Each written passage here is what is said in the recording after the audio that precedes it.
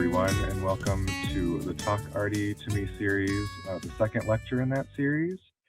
Today, we're going to be talking about Andy Warhol's life and art with our wonderful presenter, Gene Wisniewski, who was with us again after 2 weeks ago when he talked about the Tudors. And then, just as a friendly reminder, come support our friends of the Troy Public Library. They're the reason that we're able to give you these wonderful programs for free as attendees. So if you love what we're doing, drop by their book sale on Saturdays and Sundays when the library is open and help chip in. So I'll turn it over to Gene now and we can get started.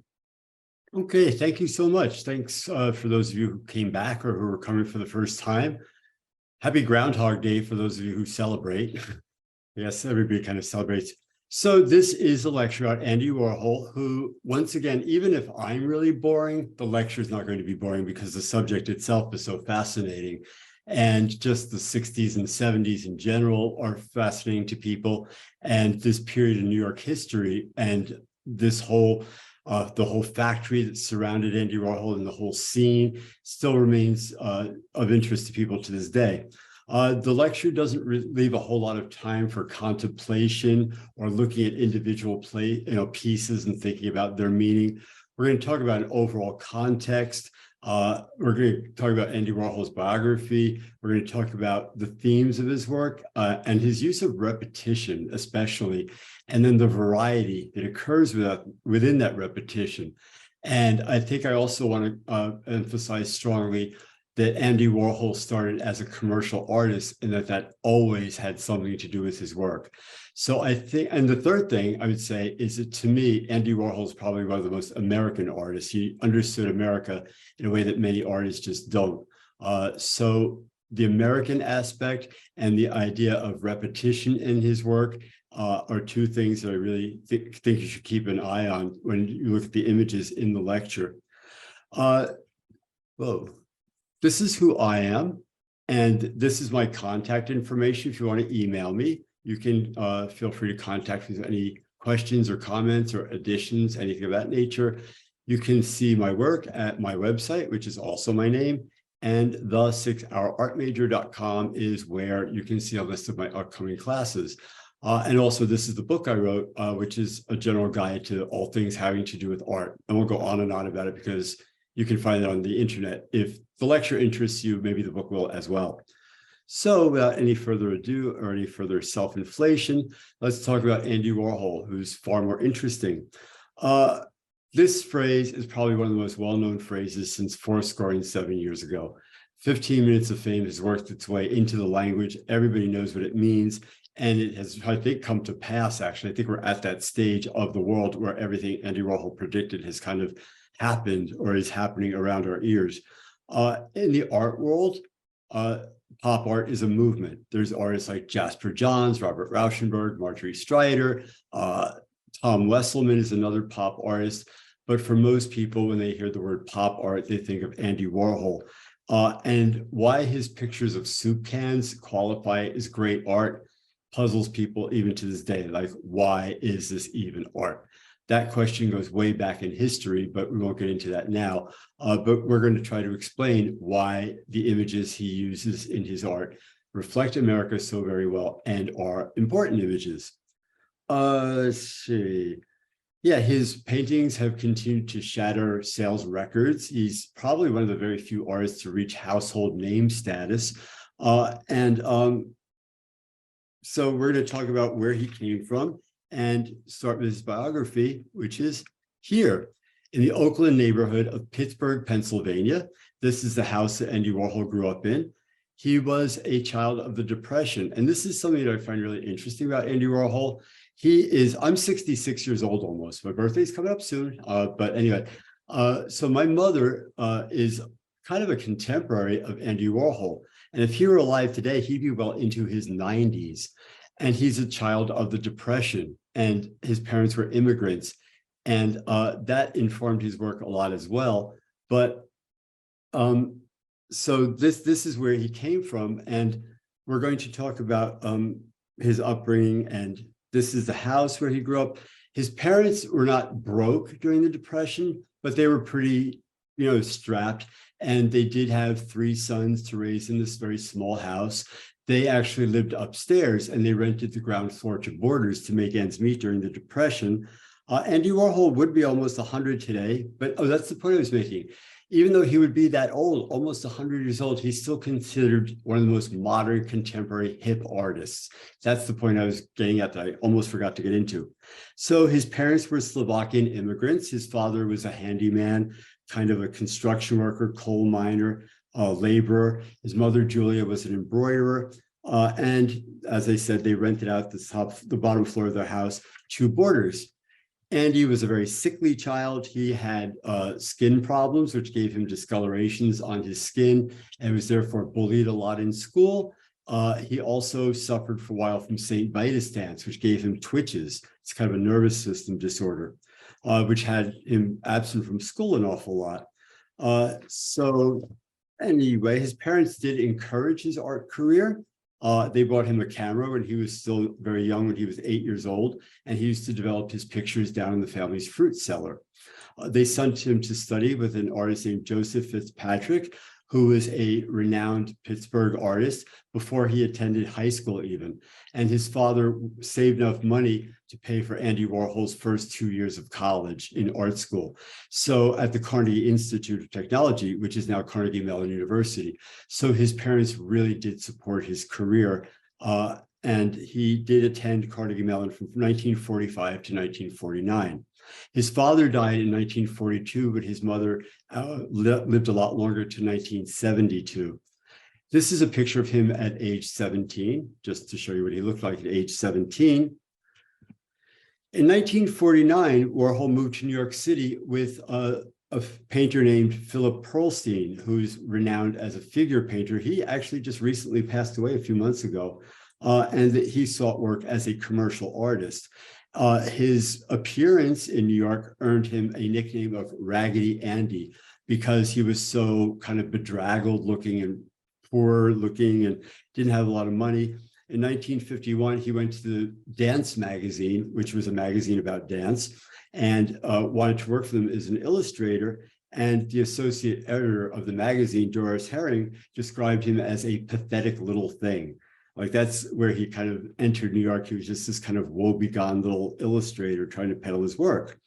He went on to contribute a lot of drawings to Dance magazine, including 2 covers, and he became very highly sought after as a commercial artist.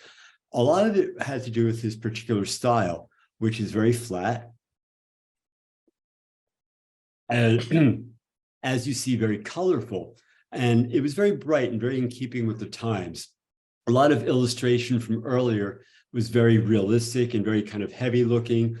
A lot of men in suits and things like that, and realistic illustration was kind of more in style. And then along comes this, and it has this very whimsical feel to it. He also had this very distinct line, which he stole from, well, borrowed from an artist named Ben Shahn. Ben Shahn was a social realist painter.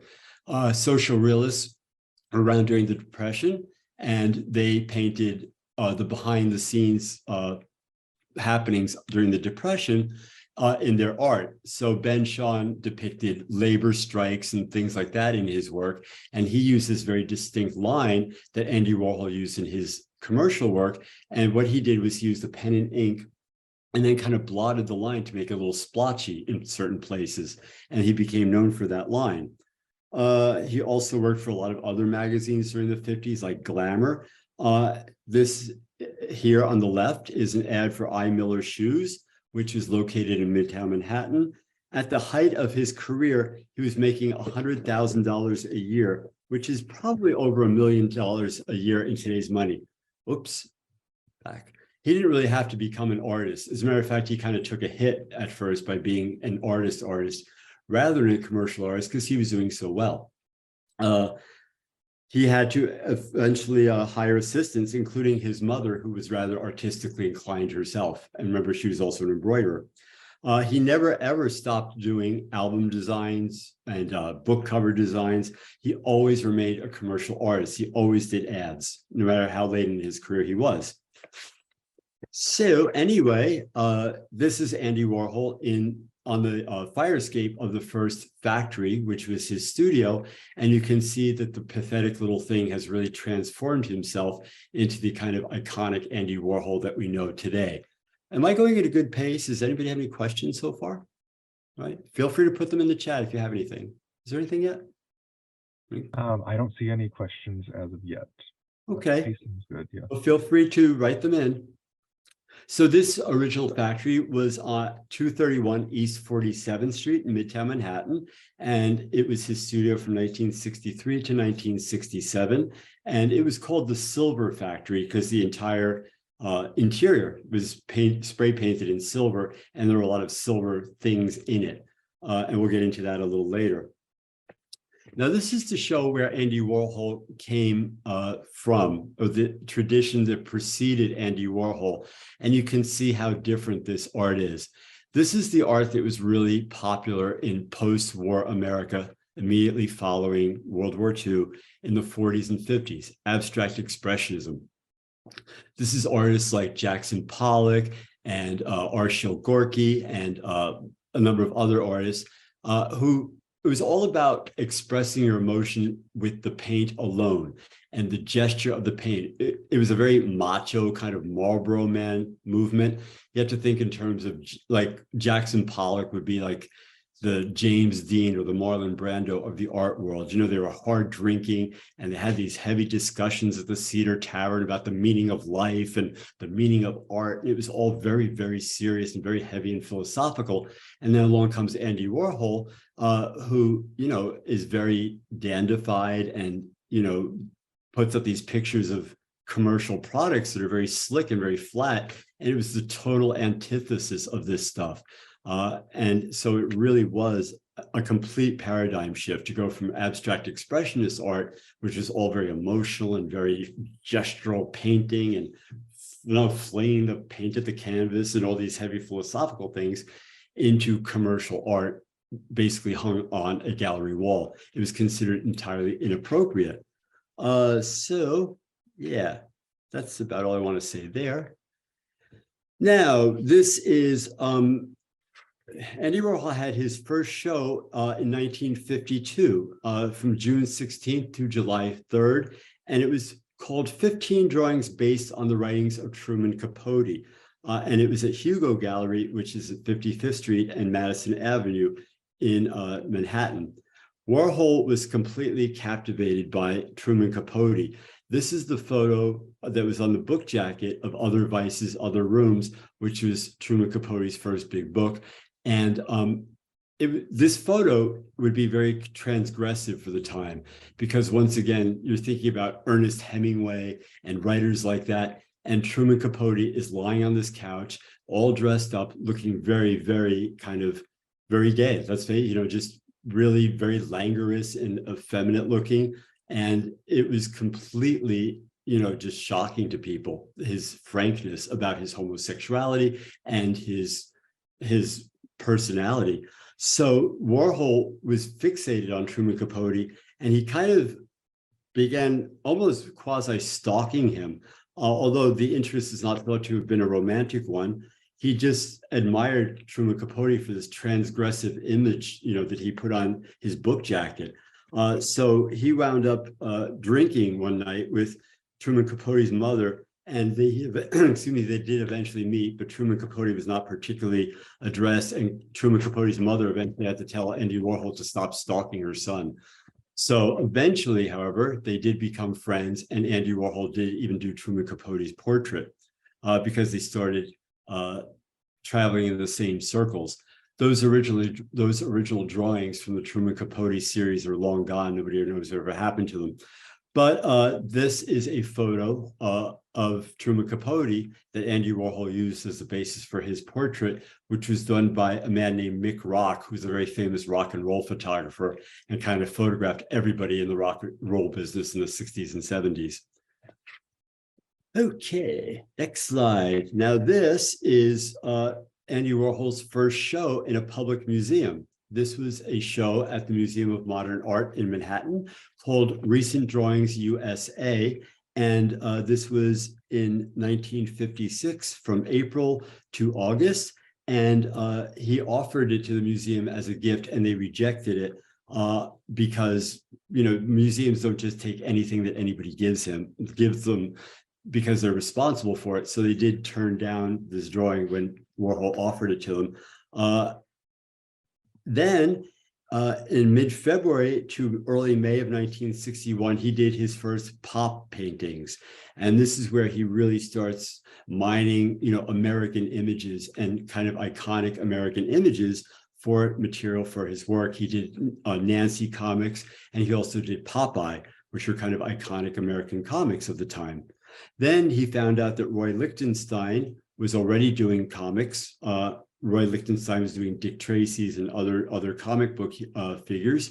So Warhol figured if he was going to do pop art, he had to kind of go in a different direction. So he wrote a check to his friend later that year, which is 1961, to his friend Virutal for $50 for coming up with the idea of painting soup cans. The next day, he went to the supermarket after she suggested that he paint these soup cans, and bought all the soups they had in the entire supermarket. In early 1962, he did his first serial works, which was called 200 $1 bills. This is a 20 by 10-foot grid of $1 bills.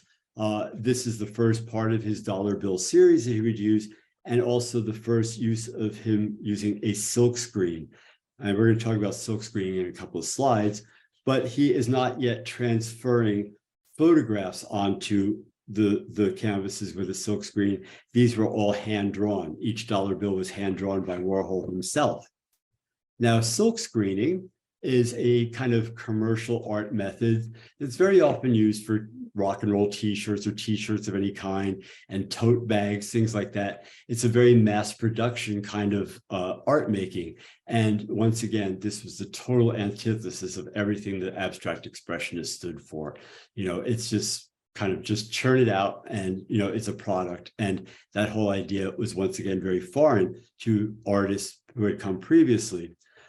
So this also kind of anticipates already an idea that's around now. And one thing also to bear in mind with Andy Warhol is how ahead of his time he was in so many things. This is the beginning of the idea of, you know, like computer ready surface art, as they call it, the kind of art that can go easily on a coffee mug or a t-shirt. Then in 1962, between June and July, he starts painting his first Coca-Cola bottles. He exhibited his first pop show in New York at Eleanor Ward's Stable Gallery, which was on West 58th Street, in November of 1962. And I'm going to just give you a little quote that Andy Warhol said about America and about Coca-Cola that I think reveals a lot about his art. What's great about this country is that America started the tradition where the richest consumers buy essentially the same things as the poorest. Well, to an extent, I guess. That's my little comment. But you can be watching TV and see Coca-Cola, and you know that the president drinks Coke, Liz Taylor drinks Coke, and just think, you can drink Coke too. A Coke is a Coke, and no amount of money can get you a better Coke than the one the bum on the street on the corner is drinking. So that kind of gives his idea on the Coke bottle as a symbol of democratization. And that's one thing I want to kind of bring up about the factory too. It was very, very democratic. And, you know, hanging out in New York a lot, and also Los Angeles is another place. I call them the reinvention capitals of America, because no matter where you come from, you go to New York or LA, you can totally reinvent yourself and make yourself into something new in a way that you just can't in a lot of places. And as long as you can prove yourself fabulous enough, you might just get noticed. And people who come to the city all the time to make fortunes and find fame and reinvent themselves. And that's kind of one thing that the factory did. Truman Capote sort of also was doing it around the same time, but just the mixing of the upper crust with the lower crust. You know, the factory had all kinds of people at it. There were artists, there were socialites, there were, you know, street people, all kinds of people hanging out at the factory. And in a way, Andy Warhol's artwork and the scene that he propagated at the factory, at least early on, was all about kind of being very democratic. If you could be cool enough, you could be part of the factory. So anyway, in 1962, between July and August, he had his first show, his first solo pop exhibition at Irving Bloom's gallery on La Cienega Boulevard in West Hollywood called Ferris Gallery. And Warhol was hesitant at first to show at this gallery because he didn't know who this Irving Bloom guy was. But Irving Bloom convinced him that all kinds of celebrities were always rolling into the gallery, and it would really do Andy Warhol a whole lot of good, and it'd be really smart on his part to show at this gallery, when in fact celebrities almost never came into the gallery. That was all a complete fabrication. And yet, unexpectedly, when Warhol had his opening, a lot of celebrities actually did show up. Peter Fonda was there, Troy Donahue, Robert Dean Stockwell, and Suzanne Plachette all came to Andy Warhol's first solo pop exhibition in Los Angeles. So this was a series of 32 different canvases of Campbell's soup cans. And this is an interesting point too. Irving Bloom's partner, Walter Hopps, asked Warhol how he would describe the paintings. He gave me a funny smile and he said, "I think they're portraits, don't you?" It was an interesting, ambiguous answer, as though he didn't distinguish between people and things. And really, kind of, you look at these paintings of these soup cans, they are very straight on, like a lot of portraits are straight on, and they're very centered, and they really do have a presence, almost like a person. So what he exactly meant by that is very interesting. But that's the thing about a lot of artists like Picasso or Warhol, they just come out with these quotes and go, what do they mean by that? What do they mean by that? And it's just like, well, maybe it doesn't mean anything, but it's a good quote. In any case, a nearby supermarket near the gallery put up real Campbell's soup cans in their windows, advertising them as the real thing for only 29 cents a can. And a lot of local critics panned the show entirely. The LA Times featured a cartoon of two barefoot beatniks standing in front of the soup can paintings, and one of them is saying, "Frankly, the cream of asparagus does nothing for me, but the terrifying intensity of the chicken noodle gives me a real Zen feeling." So, they're really making fun of just the idea that even this could be art. 4 of the paintings did sell for $100 each. One was on hold, and then Bloom canceled all the sales and decided to buy the entire series for $1,000, paying himself $100 a month. And eventually he sold them to the Museum of Modern Art for $15 million. So it's really a pretty good investment on his part. In May of 1964, Campbell Soup wrote to Andy Warhol, telling him how much they admired his work, and they sent him a couple of cases of tomato soup as a gift. They always had a very close relationship. In August of 1962, he does his first silk screens of movie stars, including Elvis Presley, and Andy Warhol never does stop painting movie stars. But this is where the repetition, think about what the repetition is. Each one is slightly different. They are the same image, but the exposure is different. And a lot of times, this is another thing to keep in mind with Andy Warhol. As a commercial artist, color is very symbolic. Composition and the way things are laid out is very, very important. When you have a commercial art piece, it has to be just so. And a lot of things in Andy Warhol's work are just kind of off somehow. Like he makes the prints look purposely sloppy, or like this one, it's not centered at all. There's a negative space around all these Elvises. And what does the repetition mean exactly?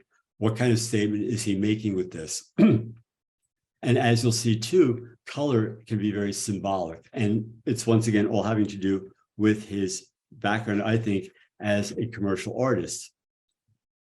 1962, in the summer, he begins his Death and Disaster series. This is on advice from an art critic and curator named Henry Geldthaler, who told Warhol that he really needed to add some substance to his work. And it began with this 129 die-in jet. And this was based on a real incident where Air France lost, there were 2 survivors in a crash by Air France. And Andy Warhol's quote about this was, I guess it was the big plane crash picture, the front page of the newspaper, 129 died. I was also painting the Marilyns. I realized that everything I was doing must have been death. It was Christmas or Labor Day, a holiday, and every time we turned on the radio, they said something like 4 million are going to die. That started it. But when you see a gruesome picture over and over again, it really doesn't have any effect, which kind of brings to mind a quote that a friend of mine told me from Joseph Stalin: one death is a tragedy, a million deaths is a statistic. So it's kind of interesting that he would say something like that. And Andy Warhol also did have kind of a fixation with mortality, and especially with suicide, which we're going to see in this next slide, which is also from the same series, the Death and Disaster series. It's called Suicide, Fallen Body from 1962.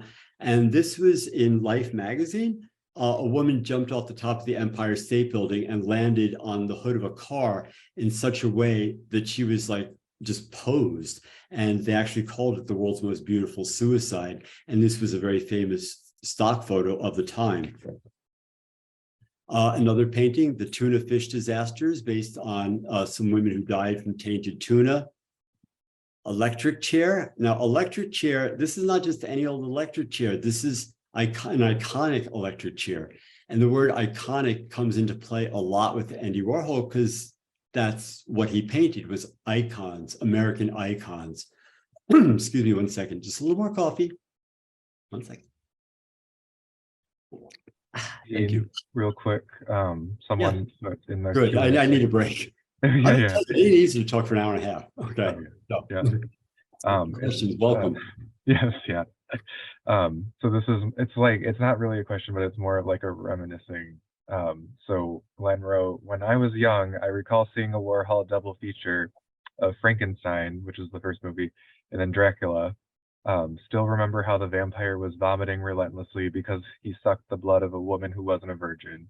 The same actors appeared in both films. So kind of just touching on Andy Warhol's like filmmaking side.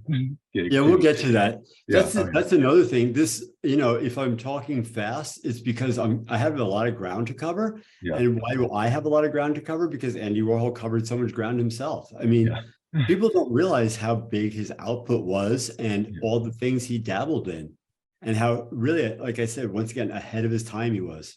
Right. And those movies, they're really gross. We'll get to the movies. Oh yeah. So anyway, this is iconic images become part of Andy Warhol's whole thing. People who are, images you see all the time. And this is not just any old electric chair. It's the one that the Rosenbergs were executed in because they were accused of spying for Russia. And so this is an iconic electric chair. And this was revisited later. He also painted race riots. And this is a race riot in 1963 in Birmingham, Alabama. So in this case, he's being very topical. And a lot of Andy Warhol's work is also very topical as far as, having to do with what's going on in the news. Then in 1962, 63, he started using a Polaroid land camera to take pictures of people. Now, these are some later ones. Clearly, these are from the 70s. So these are not the earliest ones he did. But he started using a Polaroid land camera to take pictures of things. And it started with a series of very kind of dispassionate male nudes, just very kind of bodies, nothing particularly erotic about them. In 1971, he bought a big shot camera to take headshots for portraits. And you see, this is a whole thing. He had a whole ritual surrounding the taking of these pictures. I mean, a lot of these people are pretty recognizable.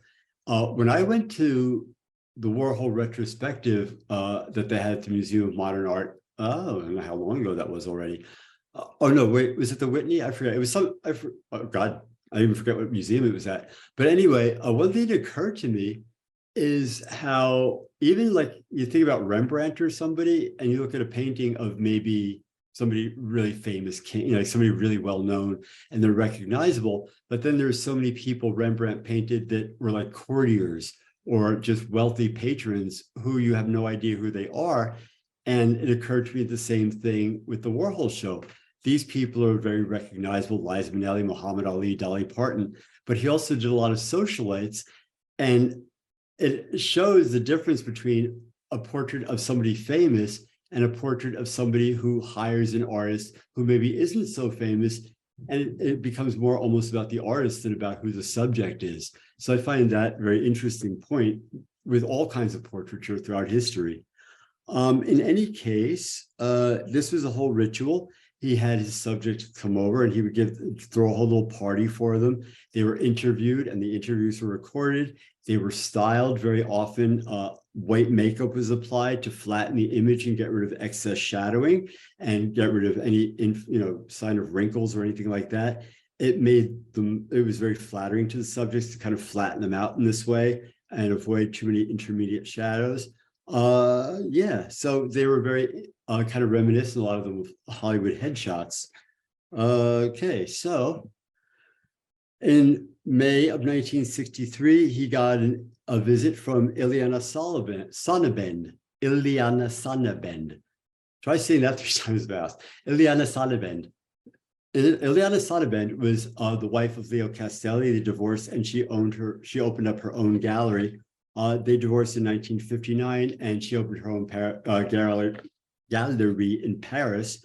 She exhibited in 1963 3 paintings in a group show called Pop Art America, so American pop art. The Mona Lisa had come to DC and New York on a tour, and it was a major event because the Mona Lisa never left the Louvre, and this is a major thing. And Warhol, once again being topical, responded to this event with paintings of the Mona Lisa. And once again, just look at the layout, how it's all put together, and the composition and the colors and the way it's laid out on the paper are all very, very important. Another thing I would like to point out, that just because a lot of them look cheap, like they look like they're really sloppily done, he did use really expensive materials. So the paper is really good quality. Like, it's not cheaply done. The images just are made to look cheap, with all these kind of, splotchy things and patches where ink is missing and blotches of ink where it was too much ink or whatever. Okay, then in 1963, this is still 1963. You can see what a full year 1963 is turning out to be for Andy Warhol. He did a photo spread for Harper's Bazaar magazine, and this led to his first commission of an art collector named Ethel Skull, right? Not Edith, Ethel Skull. And this is her. And what he did was to take this socialite art collector to a photo booth and take all these pictures of her and then make canvases out of that. And Harper's Bazaar thought that it was totally wrong in the absolutely rightest possible way. They really loved this whole thing, and it led him to get this commission. And they were put in the magazine completely unretouched. This painting, by the way, was a 42nd birthday present to Ethel from her husband, Robert. And it's taken from 300 photos that were done during these photo booth sessions. But what's interesting about this painting is that when the couple divorced, the piece went to 2 different museums. So this painting is actually owned jointly by the Met Museum, the Metropolitan Museum of Art, and the Whitney Museum. Both own this painting. Kind of, I don't know how many other times that's really ever happened, but I think it's a really interesting little fact there. So here we're going to get to the movies. In 1963, once again, June. So, we're still only in the middle of 1963. We see how much is going on here. He buys his first movie camera, and it only allowed for 1 shot, a 3-minute take. His first lengthy movie was called Sleep, and it starred an artist named John Giorno, who was an ex-stockbroker who had dropped out of the system and became a poet. And it lasts for 5 hours and 20 minutes. And it's edited with a lot of repeated footage. So it's not just 5 hours and 20 minutes of him sleeping. It is looped a bit. But the whole point is just watching this guy sleep. Other movies from that year include Kiss, which shows a male-female, a female-female, and a male-male couple kissing for 3.5 minutes each. And this would have been very transgressive at the time. When I have a really long version of this. I forget if this slide is in this show, but when I do the really long version of this talk, I include a slide that shows a spread from Life magazine. And what people don't realize a lot of times is that in the 60s, homosexuality was not only a mental illness, it was a crime. If you got caught in a gay bar and you would be arrested. You'd spend the night in jail. Your name would be put in the paper and your career was over. Your wife would divorce you. She would get the kids in the house and your life is pretty much over. So you have to realize how transgressive a lot of this homoerotic art is at the time. And a lot of it was very shocking to middle America. And the Spread in Life magazine showed the inside of a leather bar. And the title of it, at the time, it would have been considered hard-hitting journalism. But the title of this piece, which would never fly now, was called "The Sad, Lonely, Sordid Life of the Homosexual." And that was considered journalism back then. So that's one thing I want to bring up in this lecture also, is that the homosexual element in Andy Warhol's art was very, very transgressive. Another film from this time is called Eat, which shows the painter Robert Indiana eating what appears to be a mushroom. And then the movie, a cat walks on, and that's the end of that movie. And then from 1963 as well, there's Haircut. There's 3 different versions of this. And this was based on haircutting parties that a factory habitué named Billy Name used to give in his apartment. He would just have parties and cut people's hair. I'm going to read another quote from Andy Warhol about his movie called Blue Movie.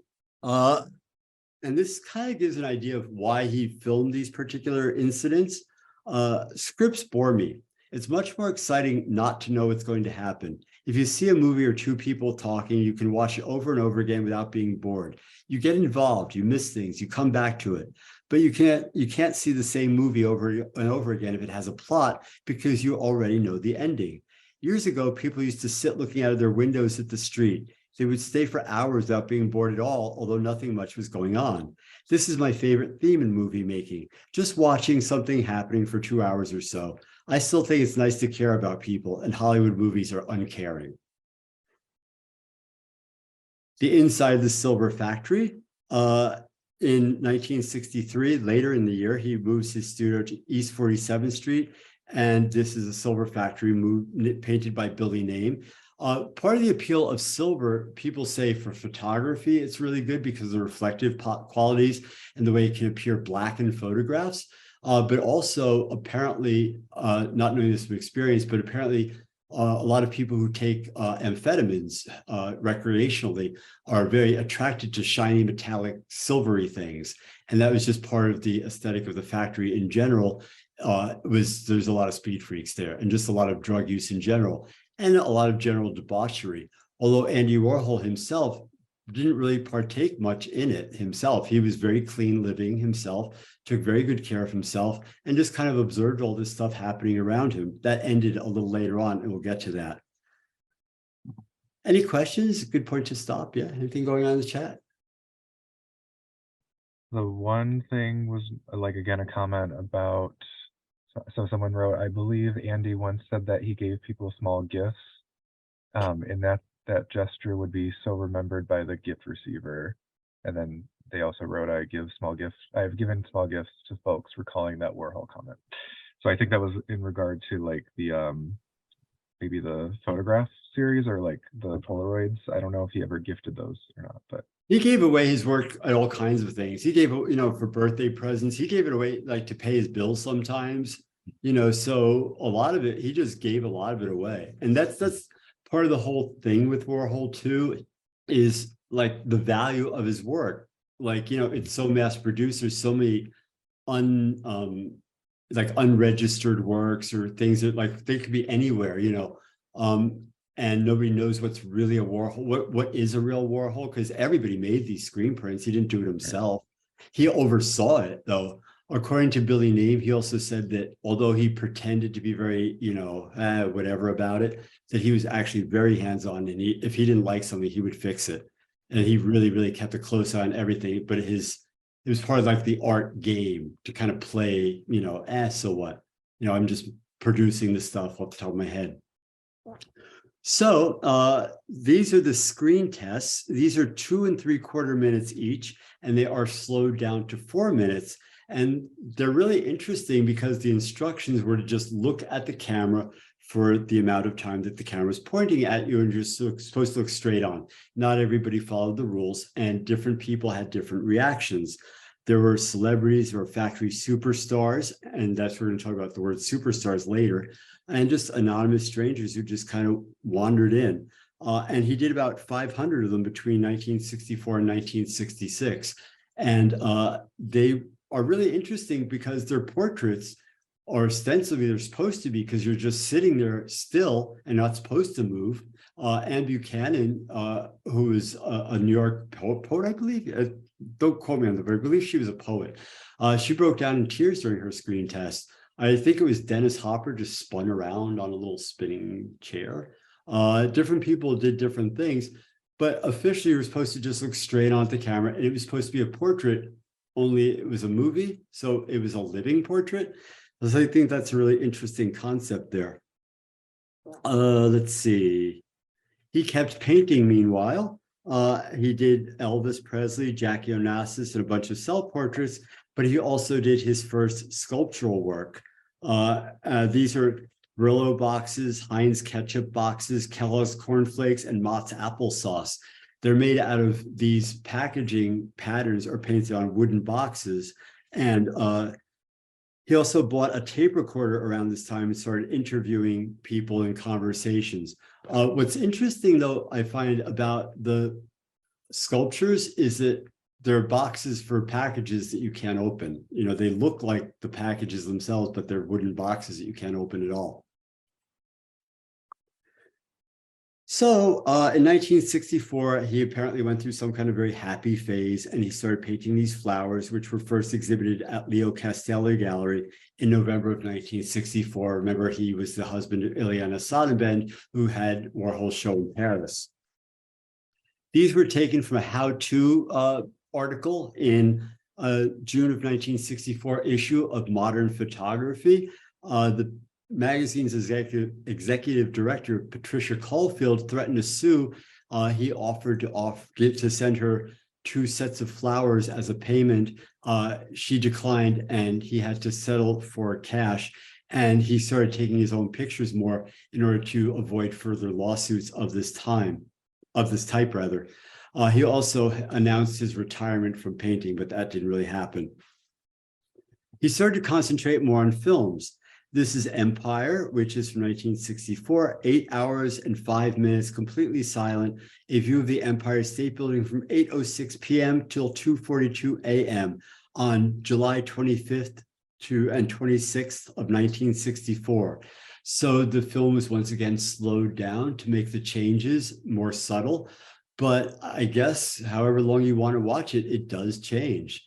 You know, I guess I can't imagine sitting through all 8 hours of it, but I'm sure it's very zen, you know, where it does change, you know, and you see like flash bulbs going off of people taking pictures from the top of the Empire State Building. The light changes, the light on the building itself changes. So it does have, things do happen. By this time, the factory is also officially a scene. And if you look around at the people in this picture, you can see all types. You know, you see socialites here, you see downtown hipster types, you know, you have all kinds of kind of shady characters. You have all these Andy Warhol superstars from his movies. Whoever kind of wandered in became part of the scene. And it really was a mixture of the Upper East Side and, you know, the downtown art scene really colliding, and, you know, and really very, very hands-on, where they were part of the scene as well. So yeah, rock stars, writers, drag queens, photogenic street hustlers, wayward socialites, assorted hangers-on, and a constant influx of new superstars. And Andy Warhol did actually make that word famous, although it did exist before. I think it came into being in the 1930s sometime, but it was really because of Andy Warhol that it really caught on. Now, according to Billy Name, who gave the haircutting parties in his studio, the popular impression is much more sensational. We had to work every day. We had to make films. We had to make art. The sensational view, that's just the appearance. All the work, that was in the background. That's not what it was like. We were working in an artist's studio. But the factory was actually very much like a Renaissance artist, you know, workshop, where they were painting icons, just like religious icons, you know, religious paintings, only they were painting Hollywood icons rather than religious iconic paintings. They were painting royalty, but Hollywood royalty. So, and things that the everyday Americans could understand, stuff that they used every day, even if everyday Americans probably had no idea why this stuff was hanging on museum walls either.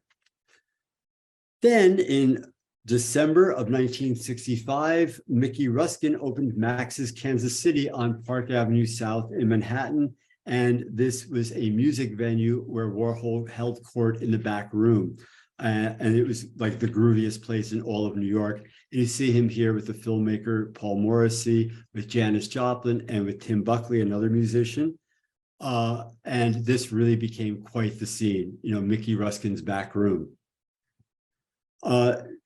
Made more movies. He purchased an Oricon sound on film camera. So he started making quote unquote feature films using his Warhol superstars. The playwright Ron Tavel usually came up with the scenarios, and the shots were uninterrupted. Whatever happened just happened. And each 35-minute reel was the movie. Whatever took place, and that was that.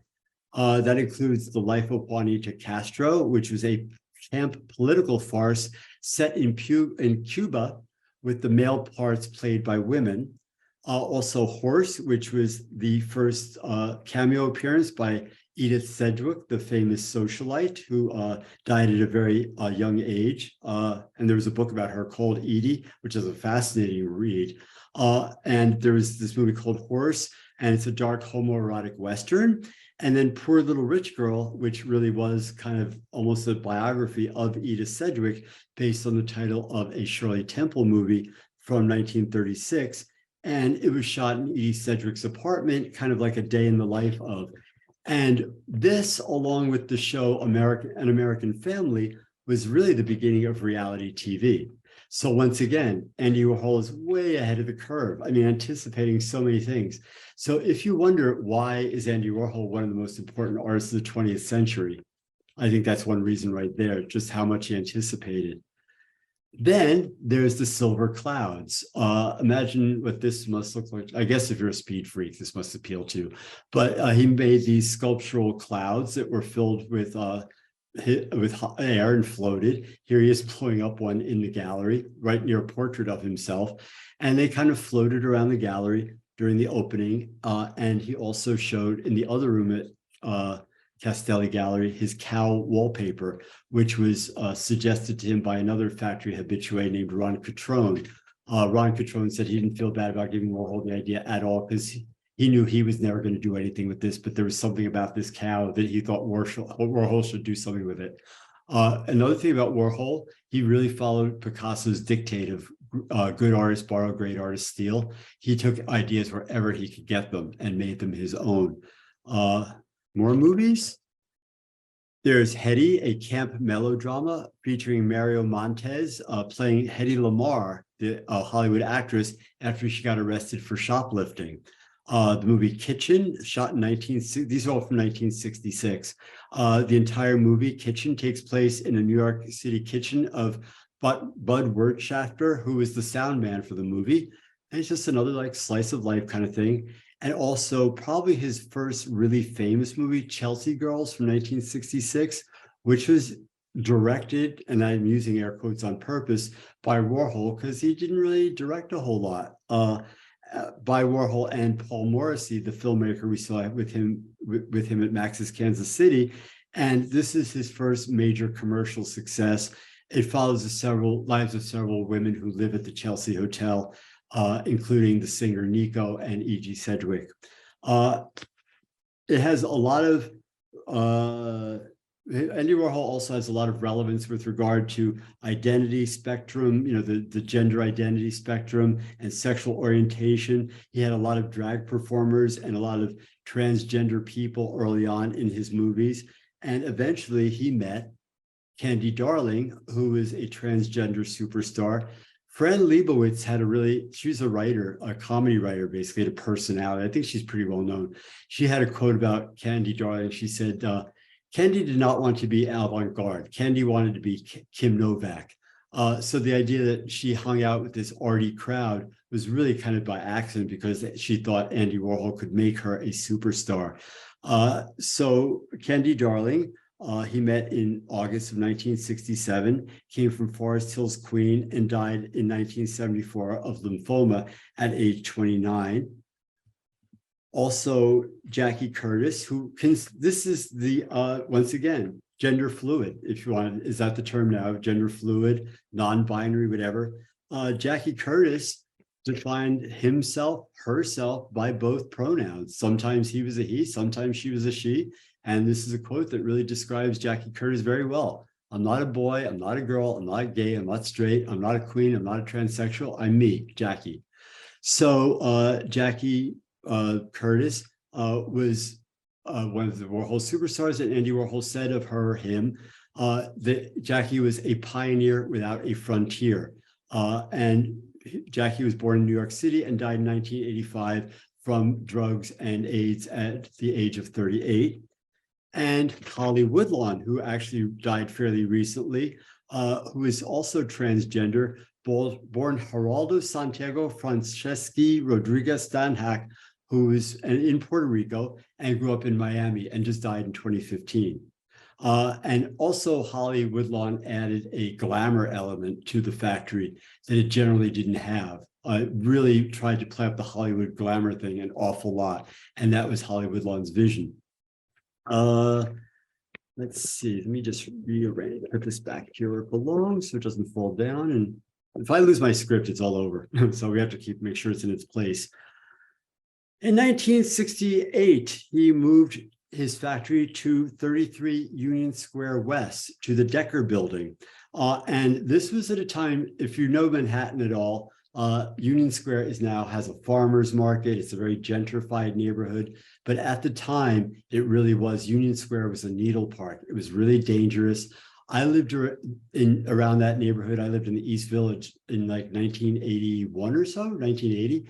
And you didn't usually walk through Union Square Park at night. It wasn't real safe to walk there. But that's where he moved his studio to. And then in June of 1968, Andy Warhol was shot by a woman named Valerie Solanas.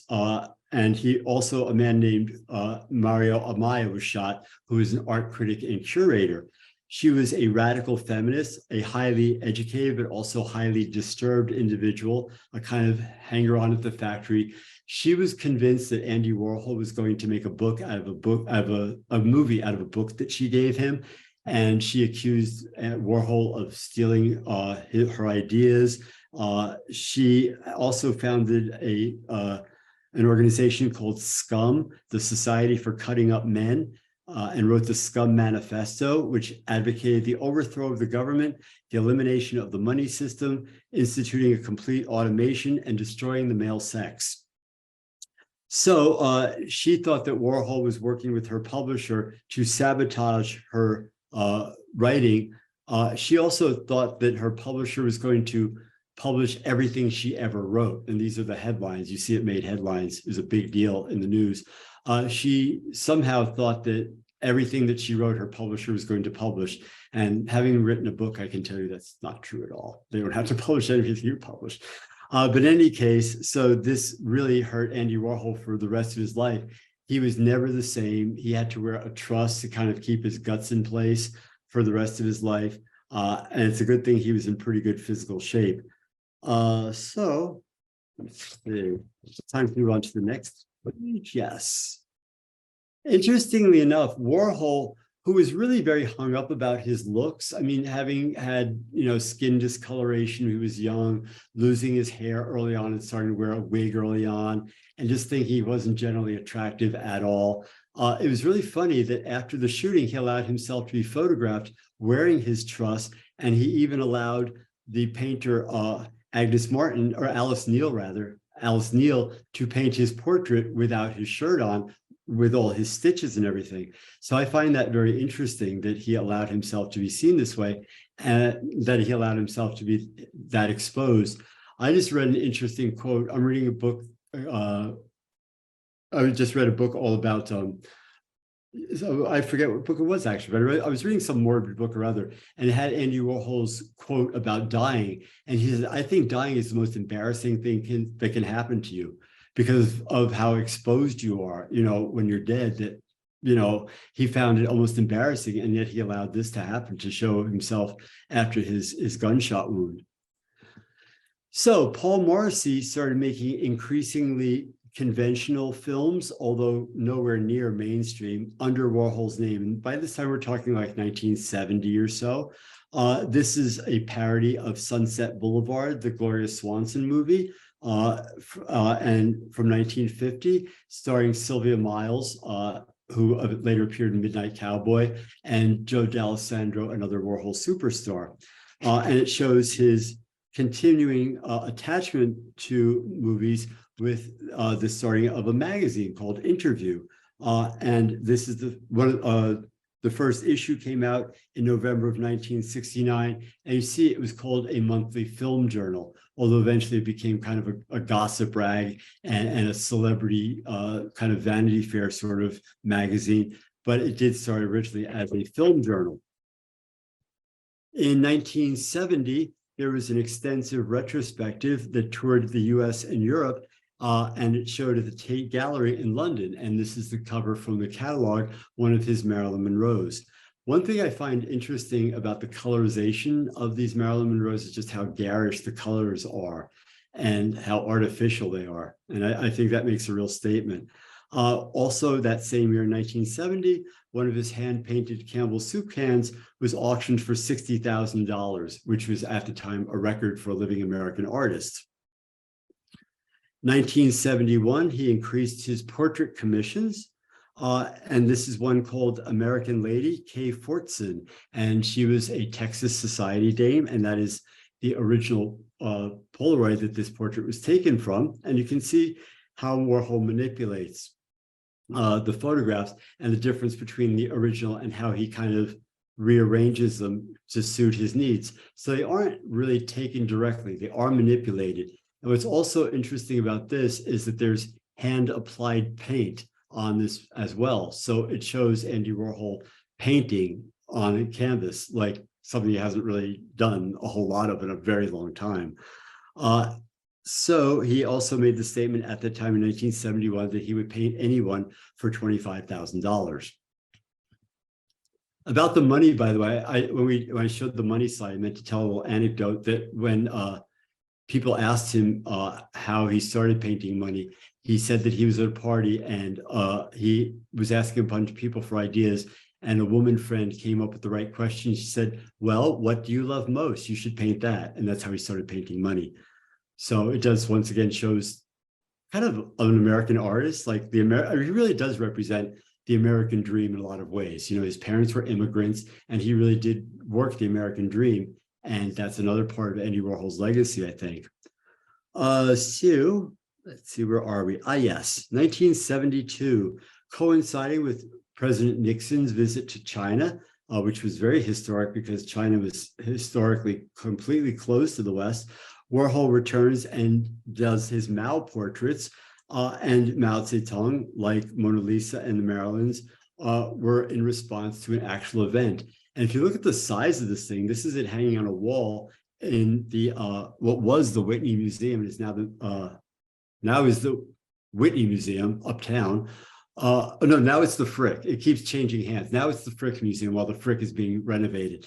But you can see the size of this thing is almost big enough to hang in Tiananmen Square. So it really does have the presence of one of those big old Mao portraits you would see hanging in China. And also just notice the hand-painted picture once again on top of the silk screen. And just notice the colorization on the face. It makes it look like he's wearing makeup, which is also pretty transgressive. I'm sure would not have made Mao very happy. Let's see, he also supported the Democratic candidate, George McGovern, by creating a lurid silkscreen of his opponent, Richard Nixon, that same year in 1972. More movies made. Here's Dracula and Frankenstein. These were more of his movies, more than Warhol movies. They really are Morrissey movies because Warhol just kind of stuck his name on them. But Flesh for Frankenstein from 1973 and Blood for Dracula from 1974 are exceedingly gory and violent, lots and lots of gore, lots of sex. And Blood for Dracula actually takes place, it takes place in Italy just before the rise of Mussolini. And once again, he needs virgin blood and can't find any virgins anywhere in Italy. So it's kind of a statement about that. And yeah, that's where that scene that the guy was talking about, or whoever made that comment, that's where that came from. So in 1974, he also signed a contract with Harcourt Brace-Janovich for 2 books. One was an interview with his friend Paulette Goddard, the Hollywood movie actress. He never finished that one because he said Paulette Goddard didn't supply him with enough gossip. But he did put out The Philosophy of Andy Warhol from A to B and Back Again, which is a pretty clever title as far as I'm concerned. And it consists of taped interviews with a ghostwriter named Pat Hackett, and it was released in 1975. In 1974, in September, the factory was moved around the corner to 860 Broadway at 17th Street. So he basically moved from the west side of Union Square to the north side of Union Square in a huge space that actually later became a nightclub in the early 80s.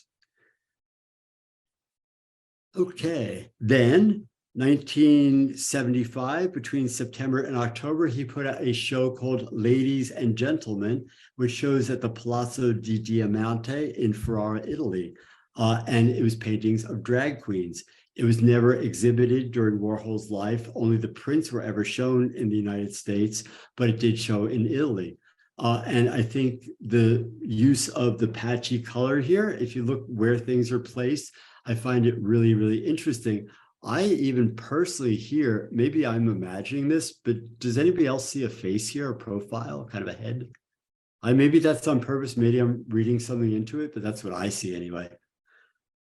So moving on, in 1976, he did his skull series. And this is another iconic image, maybe not this particular skull, but there is a tradition in Western art called the memento mori, which is a contemplation on death.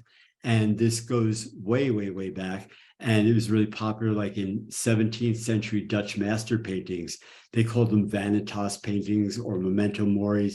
And there was something like, a Bible, a skull, and a burned out candle to show that life was finite. Or there would be like a big banquet, with all this rich silverware and meat and fish and all this stuff, all about the transience of life. And if you look at a lot of Dutch master paintings from the 17th century, they'll have flowers and insects, not only to show the artist's skill, but also to show the transience of life. And Andy Warhol is picking up on that tradition in these paintings by doing these memento mori paintings of skulls. Let's see. So in 1977, April 26th, Studio 54 opens, and Andy Warhol, as I put it anyway, and if you take offense at this comment, blame me, starts hanging out with a better class of degenerates at Studio 54. And you can see him here with Calvin Klein, Brooke Shields, and Steve Rubell, who opened Studio 54. Jerry Hall, the model, Deborah Harry, singer for the group Blondie, Truman Capote, Paloma Picasso, and here in stereo between Bianca Jagger and Liza Minnelli, just absorbing. I mean, I just love this picture. But that's the inside of Studio 54. And this was a scene that Andy Warhol took part in, and he became really more well-known for being part of the scene than actually his art at this point. And some people, and this is something I'm going to leave up in the air, I'm just going to throw out the comment that a lot of people think that in the late 70s, early 80s, Andy Warhol started kind of heading south as far as the quality of his work. And I'm not going to make any comment on it. I'm just going to say that's a consensus some people have. And I'll let you decide for yourself whether he really did actually go down the tubes artistically or not. Autumn of 1977, he started doing his series called Torsos, which were kind of tamer, and another series called Sex Parts, which were explicit sex acts. And he worked on them for almost a year. And this was revisiting a theme he did in the 1950s, but would never have been allowed to have shown in the 1950s. So this also brings up the question, which goes all the way really back to ancient times, the difference between what is art and what is pornography, what is a nude and what is naked. So he's kind of playing with that idea as well, the art versus porn debate. 1978, he also does his oxidation pictures. It was really funny in the retrospective where they just said, I think they call it like something like mixed media or something, but this was Andy Warhol's kind of commentary on abstract expressionism. Remember, I said abstract expressionism was the blotchy art, Jackson Pollock, Lee Krasner, Willem de Kooning, all those artists who really had all this emotion and gestural painting. And this was his comment on abstract expressionism. More coffee. Need more coffee.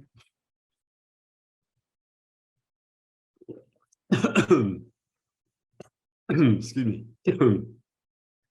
So on these pages, these were large sheets of metal that he had people urinate on, and then the urine would actually react with the chemicals in the metallic paint and make these kind of oxidations that turn into abstract expression paintings as interpreted by Andy Warhol. They're coated with wet copper paint, which would oxidize and turn orange and green when urinated upon. In 1979, he founded the New York Academy of Art as well, which is where I actually wound up going to school. And this was really interesting to me because Andy Warhol, one of the most modern avant-garde artists, took part in founding a very academic school. This was the kind of place where you studied anatomy and people build écorchés, like muscle by muscle. They do little clay models of human anatomy. And we used to spend 90 hours on one drawing. So it's very, very academic school. And Andy Warhol helped found that. And in 1979, he also did his paintings called Shadows. And these are, I think, his first really abstract works because they are shadows of we don't know what. And we don't have no idea where the light is coming from or what the shadows are from. But together they consist of 102 parts, and they are 83 panels, which are 6 feet tall and 4 feet wide. So this whole installation is enormous, and it really is a very sort of different form of abstraction. I mean, abstracting photographs in this kind of way and then turning them into these images. I'm not sure anybody had ever done anything quite like this before. Oh, next slide. Okay, yes, sorry. Yes. In 1979, he also did his retrospective and reversal series, and he used silk screens that he had also used 15 years earlier from like 1963, revisiting a lot of his older themes, except doing negative images of them.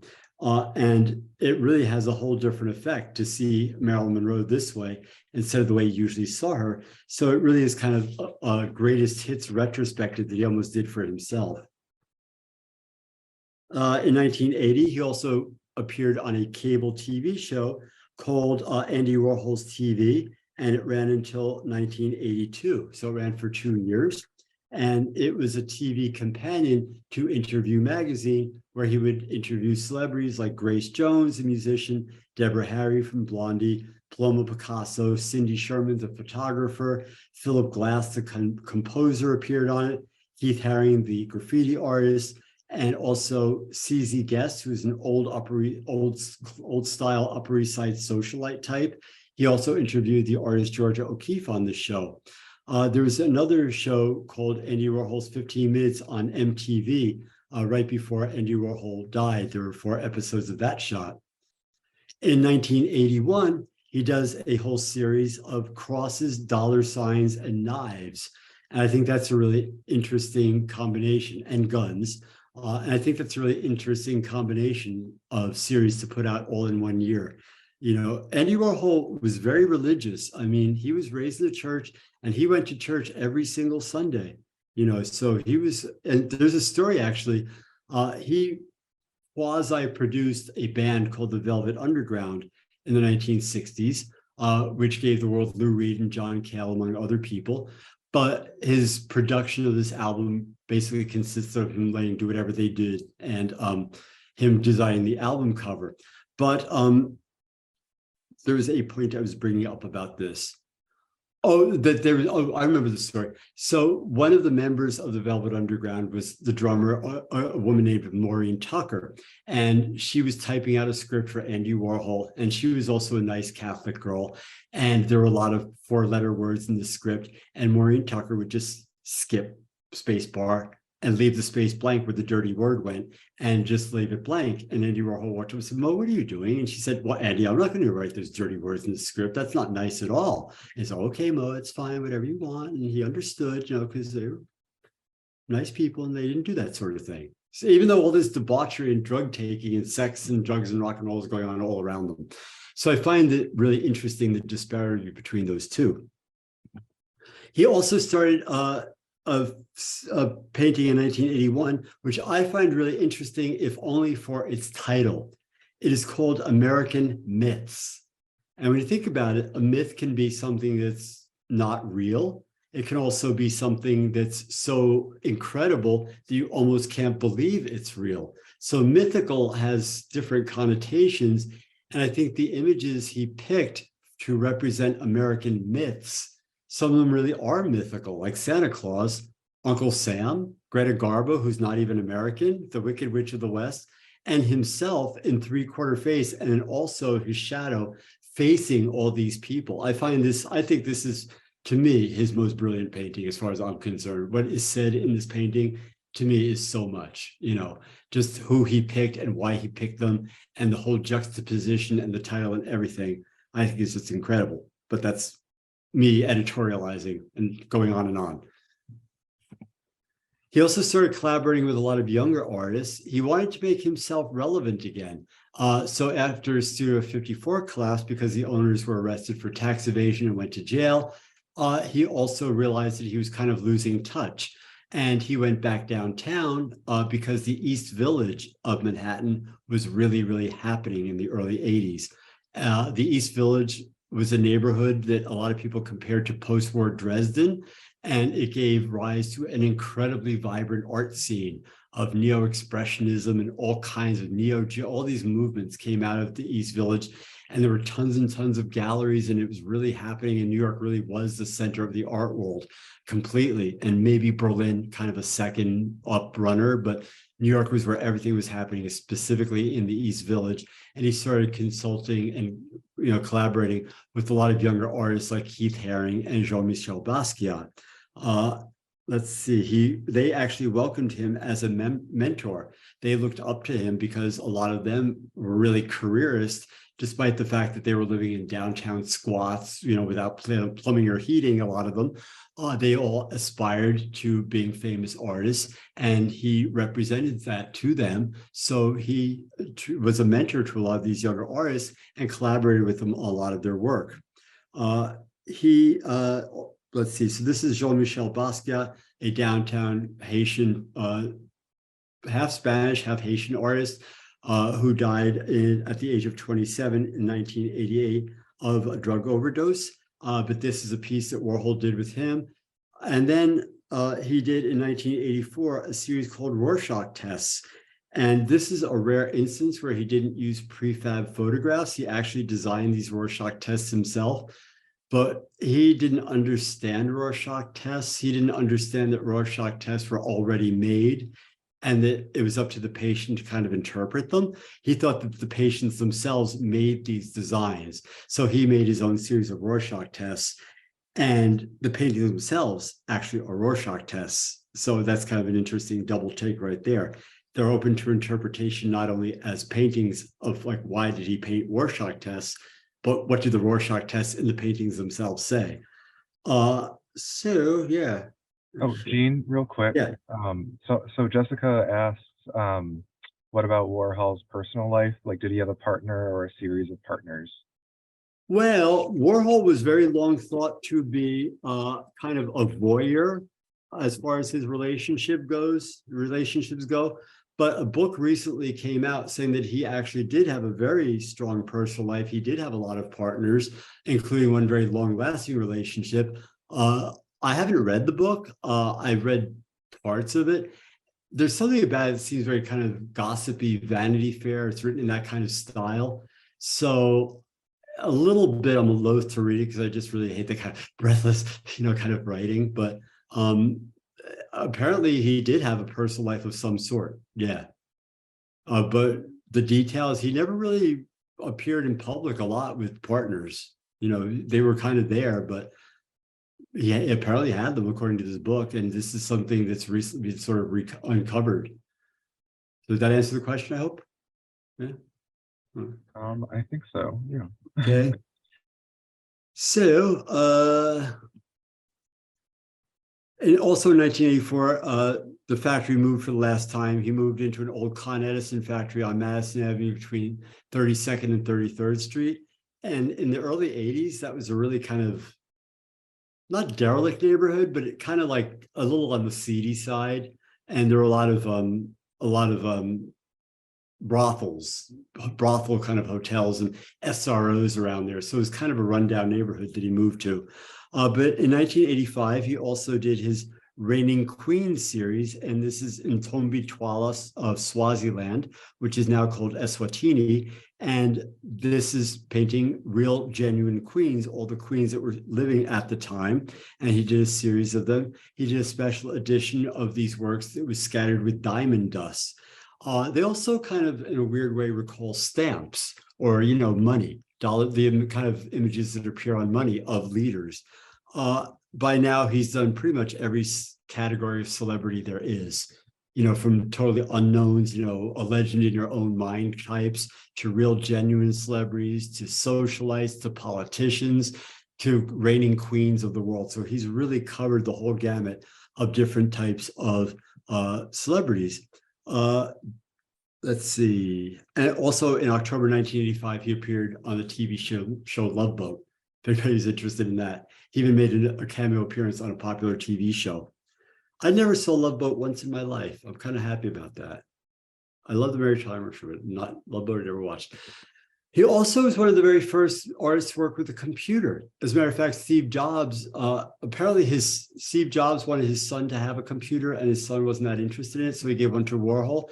And Warhol, once again, being right on top of everything, took right to it. And here he is working with Deborah Harry on some kind of video project. So he took private lessons about how to use a computer from Steve Jobs. 1986, he did his camouflage pictures, including a self-portrait and a version of Leonardo da Vinci's Last Supper covered in camouflage like this.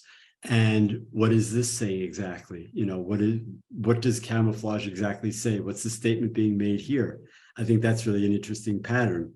He also did another reworking of Leonardo da Vinci's Last Supper and of Leonardo's Mona Lisa. Which you think about it, this is Leonardo da Vinci's most famous secular painting and his most famous religious painting he happened to work on in the same year. In 1987, on Valentine's Day, he feels a pain in his right side, and his doctor told him he needed to see a specialist. He delays the appointment and going to a hospital to get a necessary operation for his gallbladder. He finally gets it on the 21st, which is 5 days later. On the 22nd of February, he dies of a heart attack. Hospital spokesman said that it was post-operative condition was stable and that his death was clearly unexpected. The Warhol estate brought a wrongful death lawsuit against the hospital, and they settled out of court for $3 million. But you can see once again, his death, like his shooting, made headlines. His memorial mass was held at St. Patrick's Cathedral, and you can see it was quite the mob scene. On May 3rd of 1988, a 10-day sale of Warhol's possessions at Sotheby's auction house raised over $25 million. His collection of kitschy cookie jars from the 1940s and 50s fetched almost $250,000 alone, and one man bought almost all of his cookie jars. In 2013, a painting Silver Car Crash Double Disaster, which we saw earlier. No, we didn't see earlier. That's in the longer lecture. But it sold for $105.4 million, which was the second most expensive art ever auctioned, according to Sotheby's. Then they published the Andy Warhol Diaries. And I remember when this came out, it was on everybody's tongue. Everybody read this book. It was like all over the place. And it was dictated memoirs that were published posthumously in 1989. In 2012, Campbell Soup unveiled their limited edition Andy Warhol cans, marking the 50th anniversary of Andy Warhol's soup cans. So you see, he was quite popular with the Campbell Soup people. And I just want to read a little bit about Andy Warhol's legacy as far as I'm concerned. And I think that's pretty much where we're going to end. And then I'm going to end with an Andy Warhol quote. Any other questions before I launch into this? Anything else going on? I don't see any questions right now. Okay.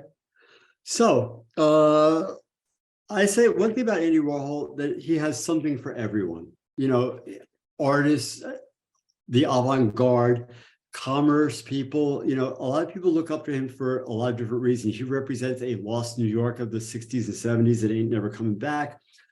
He was really involved with gossip journalism, sexual and politics and gender identity, that kind of thing. His work is like a time capsule of the 1960s when you really think about it.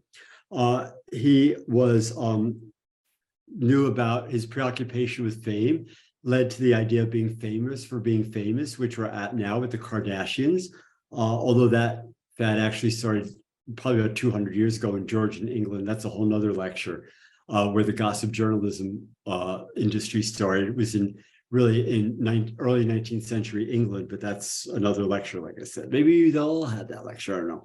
Also, he knew how to manipulate the media like no other artist ever did. He also, as I said before, democratized art. He put the stuff that people see in their everyday lives up on museum walls, even if people couldn't possibly understand why they were looking at this stuff. His paintings based on iconic images have become icons in their own right. He is still very famous in a world just fascinated by pop culture in general. And the one thing that America has is its pop culture. And he represented that fascination worldwide. He reasserted the importance of images and how long they hang around for. He painted without exception, except for the Death and Disaster series, everybody he painted was famous or well known. So he really does represent a cross section of all of America and the famous people of the time. He's full of contradictions. He was a star, but also a watcher. He was completely dull. All he ever said was wow, but he remains utterly fascinating. He's totally 1960s, but also totally current. He was devoutly religious and yet a promoter of debauchery. He was an artist and a capitalist. He had a love-hate relationship with fame. You could see he loved it and hated it at the same time. If you read the diaries, they're really, really gossipy, and he has a lot of like nasty things to say about a lot of people. It's really interesting. As childhood depression, he also kept track of every cab fare, like how much he spent on every cab fare. Cost me this much to get to the studio tonight, whatever. So let's see. He said something, if you want to know all about Andy Warhol, just look at the surface of my paintings and films and me, and there I am. There's nothing behind it. He said he was totally superficial, and yet we talk about him incessantly. And really, as we can see, a lot of his ideas were really very deep, although he claimed to be totally artificial and completely surface. He understood America as America is, I think, better than just about any artist. If Jackson Pollock represented like the Wild West, Andy Warhol represented the commercial aspects and Madison Avenue in art. America made pop culture into an art, so Andy Warhol made it into an art even more. And he also brought the word, as I said before, superstar into common parlance. And we're going to finish with one last quote by Andy Warhol. And we're finishing exactly on time, it looks like. Everybody has their own America, and then they have pieces of a fantasy America that they think is out there, but they can't see. When I was little, I never left Pennsylvania, and I used to have fantasies about things that I thought were happening, that I felt I was missing out on. But you can only live life at one place at a time. You live in your dream America that you've custom made from art and schmaltz and emotions, just as much as you live in your real one. So I think that gives an awful lot away about Andy Warhol and his life and his art as well. So any final anythings?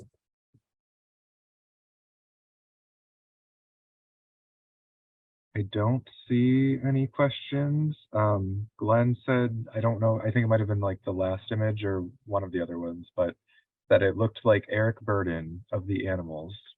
I don't know. Who did? I don't know which picture it was. Can't imagine anybody looking like Eric Burdon of the Animals. Yeah, I don't know. Anyway, so Yeah. anything else? No, nothing else. Someone said it was a wonderful presentation. Yeah. Oh, glad you enjoy it. Thanks. So once again, if you want to get in touch with me, this is, I should go full screen. Here we go. And I had that.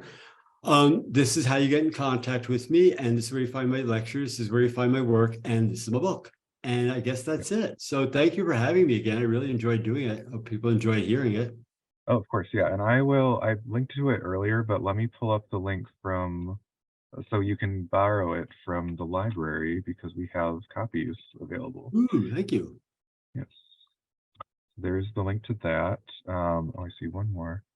Oh, the person that said the Eric Burdon thing, the second to last image in the show. This portrait? He can unmute himself. Okay, can he unmute? I don't know if he can unmute, like if he's Unmute actually, it. Oh, it's okay. Unmute people. It's fine. We're over it. It's done. yeah. Let's see. I can, let me see. Okay, I can allow him to talk. Is this the one you meant, Glenn? Yeah. Yeah. If you look at an old young Eric Burdon, I think that's him. Oh, interesting. Well, I'm not sure this even looks like Warhol a lot, really, myself. I also just noticed how much I never really noticed all these strokes over here for the rest of his face. Yeah. I only now just noticed that. Isn't that amazing? How unobservant I am. And that's a good quality to have as an artist, isn't it? Being totally unobservant. So anybody else have anything else, or should we just call it a day? I don't see anything. I guess my question is, do we think that his whole thing about being vapid was just like elaborate performance art then? About being vapid, you said? About being like, there's nothing under, like, there is no substance to me. I love fame and I have nothing deeper. Like, is this all just like, I think he really, right?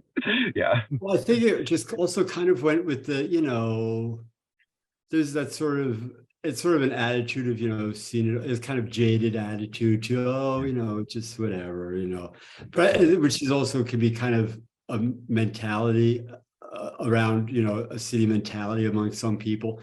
But yeah, I think he just did it as part of like, Ron Cutrone, another factory person, said that it was like he was kind of playing the art game, reacting to abstract expressionism, like they were so passionate and he was so kind of la-di-da about it.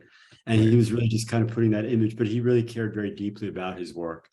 Right. So I think, but at the same time, I mean, it got to a point where he would have the doorman of his building making silk screens.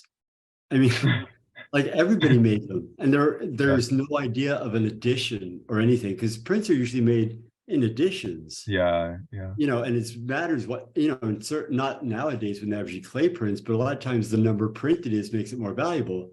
As the plate wears down, it's less valuable. So a first take is more valuable than a 100th take. And here he's just producing take after take after take, and nobody knows who even made them. Right. There's a funny story. And back when I first moved to the city years and years ago, I cleaned apartments. And one of my clients was this guy, Sam Green, who knew Warhol well and gave him his first retrospective at the Philadelphia Museum of Art. And Sam Green, I saw an interview, and this is in my book too, where he said that there was one year where Andy Warhol just decided, I'm not going to sign my work this year. So he just told Sam to do it. And Sam said that as of now, the Warhols that are signed with Sam's fake signature are the only ones that are considered real Warhols. Anybody else's fake signature is not considered a real Warhol. That's funny. So that gives me an idea. And that's kind of his whole idea about his art. And also, Sam said that it had to do with him meeting Marcel Duchamp, who had the same kind of, it's not the object, it's the idea. So, and Sam said that he had introduced Warhol and Duchamp. So, yeah, I actually worked for a number of Warhol people when I cleaned. I met Fred Hughes. I met a bunch of Warhol people. So I was actually in Warhol's apartment on Lexington Avenue, which is up near the 92nd Street Y. Nice. Yeah, Fred Hughes was living there at the time. So anyway, that was my old gossip story. So all right, well, I guess we're done. All right. Yeah, I think so.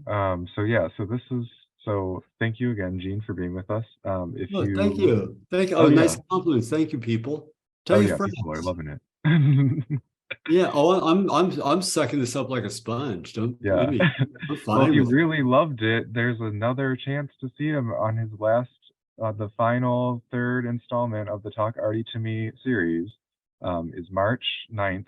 It's going to be about the concept, like the history of museums as a place that we're hosting. Again, it's on a Thursday night, 6:30 to 8. It'll be recorded on Zoom again, but that's March 9th. Um, and then, yeah, I guess just thank you to Gene. Thank you for all of you guys for using your Thursday night to come to this. Thanks to the Friends of the Troy Public Library for giving us the funds to do programs like this for all of y'all. So, yeah, I think we can say good night. Okay. Good night. Good night, Gracie. If anybody gets that, then all right. Then you're of a certain generation, maybe. All right. Well, thank you so much.